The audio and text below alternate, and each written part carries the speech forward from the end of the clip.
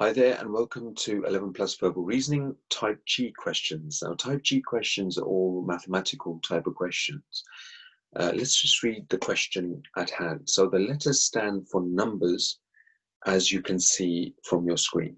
Work out the answer to the sum and choose the letter equivalent to it.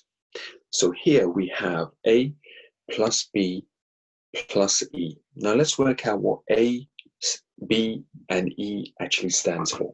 So looking at the top of our screen here, we can see what these letters actually stand for in terms of numbers. So A stands for 2, plus B stands for 3, plus E stands for 1. Now if we were to calculate these, 2 add 3 add 1 gives us 6. But what does 6 actually stand for as a letter? So 6 stands for C.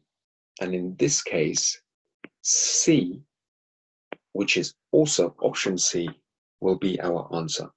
So once you've actually translated the letters to numbers, work them out first of all and get yourself an answer, then translate the number again to the letter, because here we're using a letter equivalent in terms of the answer. So we need to work out what is the equivalent of the number in terms of the letter, and that particular letter will be our answer.